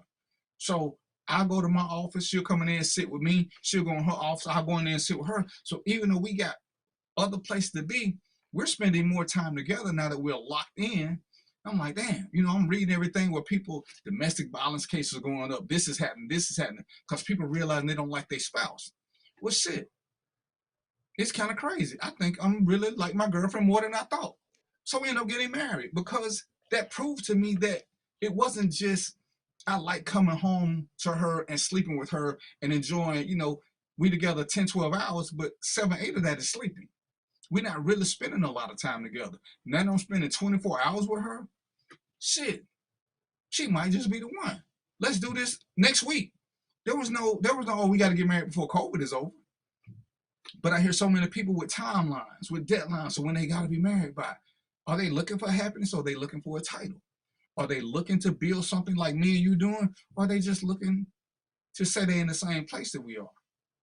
And I think that's why it's important to have them write down their list of what's important to them. What is that you're looking for? I just want a man. Well, shit, that ain't that hard to find. They ain't looking for a good man. They just look for a man. And words are important. Yeah, timelines are overrated, man. You know, you're gonna find highly if you rush. This is not a decision that you want to rush. You really want to, you know, put some thought into it. Some what I really recommend is talk to an elder, talk to somebody who already been there. I see a lot of our kids are getting married and, you know, forming relationships and doing things without doing the research. You know, you got to think of this like it's like you got a test that you're gonna take, and you need to do some research so you can do well on that test. And there's a lot of references out there. People been getting married forever, so for you to just jump into that space with no knowledge, you know, that doesn't make any sense. You got a lot of people out here who got information that they can give you, so leverage it. You know what I mean? Just leverage it because. Oh, go ahead. As people of influence, though, we got to find out why they want to be married before we can truly help them. We can't give them the story about long-term successful marriages if they're not looking for the peace that we think that the average person wants. We have to listen more about what it is they want. Oh, that's the first question we ask, though. When they come to us, that's the first question we ask. You know, why you want to get married, young man, young lady? What's this all about? You know, because people they probably don't even think about that question. Then when you hit them with that, it's like, it's a good question. You know, because there's a as soon as you hear the answer, you'll know whether or not this is something they thought about, something they really want. You know, and that's what we gotta pay more attention to, and get them to pay more attention to. What is it that you're truly looking for? What is it you're truly looking for? Because in reality, lots of people don't need to be married, because that's not what they don't want to put in the work. They want to microwave something. And you know, and I tell a lot of women, hey, embrace who you are. If all you want to do is have sex, stop thinking you got to have a boyfriend. Stop worrying about what other people say. Go out and have sex and do you till you're ready. But don't get married just so you can say you're doing this with your boyfriend or your friend, whatever it is. Do it because that's what you want to do, and let that be that. Because you know they too busy trying to appease other people, and that therein lies their problem. I mean, that's how I see it. And that's why I say I had to stop looking at certain things. It's almost that time. So what I want to do, Mo, even though, you know, we doing this, and I know people talk trash, they ain't gonna do it. Tell them a little bit about your group, what you're trying to teach us, and a tip that they can use. Give us a quick little stop check. All right. So look, anybody watching this here podcast, what I want to tell you is this. I got a group. I do stuff because, I've been fairly successful in my life from my standards. Right? I've been fairly successful. And a lot of the things I do them because I just want to help other people. I remember when I was young, I can never forget this forever. I remember when I was young, I really didn't have anybody to reference. I didn't have anybody to go to. I wanted answers. I had a lot of questions. I wanted answers, and I didn't have nobody to get them from. So now that I'm older, I still haven't forgotten that. And so what I do is I put little things together to try to help other people out. One of the things I put together, which DVP knows about, I got a stock market basics group. And what that group does is it kind of gives people the basic information on what stocks do. They don't sound interesting, but let me tell you this. I made more money in stocks than I did working 17 years, okay, cumulatively. So what you got to do, the reason why I put this group together is because I looked at the statistics on Black people, white people, Hispanic people, and Native American, and it shows that the last two groups that are the lowest in terms of investments are Black men and Black women. And I don't even need to tell y'all, but in terms of money and finances, how we fit on a totem pole in the United States, in America. All right, I'm just going to base it in America, but where we fit in America. And there's tools out there that can change that, stuff that we haven't been able to take advantage of for a long time. And I'm saying, I figured it out myself. It wasn't easy. I had to figure it out myself. So what I'm saying is I got a group called Stock Market Basics. Go on Facebook or ask DVP, and we'll get you the information so you can join the group. I share information. I have learning courses and all that, so you can get information on that. I also got a couple books. If you're a reader, I got a couple books. One is on policing in America. I wrote a book about that. There's a lot of details on it, so I'll just say go to Amazon. It's called The Good, the Bad, and the Blue. Go to Amazon. You can look that book up. If you want a copy, contact me. I'll send it to you for free. And I got another book. It's my autobiography. And after you read that, you'll understand why I kind of do things just for my people. I do it for free, and I'm not looking for nothing in return except to help others out. That once you read my story, you'll be like, oh, okay, I understand where he's going. And I'll leave it at that, DVP. And if nothing else, as we're promoting, because we are intentionally Black. My producer ain't gonna say nothing, but she has melodic getaways. I'm trying to plan a couple of trips now. She got a lot of amazing trips on her website. If you get a chance, check out at Melodic Getaways. It's all that. She got me planning things I didn't even think I wanted to do, but it's cute. As Mo was saying, we don't know enough about money. We don't know enough about travel. This is not what we do. We got to change that narrative. We got to break that generational curse. Go somewhere. People, ladies and gentlemen, don't get it wrong. Ain't nothing wrong with going to Vegas. Ain't nothing wrong with going to Cali. Ain't nothing wrong with but travel. Don't just go to the Bahamas. Don't just go to the Dominican Republic. Go places. Enjoy the world. I mean, this is what you do.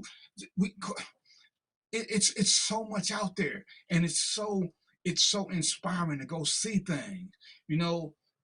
Get out, and invest and take care of yourself. I mean, it's good to look out for future generations, but in the process, don't ignore yourself. Don't ignore yourself. Become a source of information. Become a wealth of knowledge. This is something I can't take from you. My travels in the military taught me that I wanted to travel more than just here in the U.S.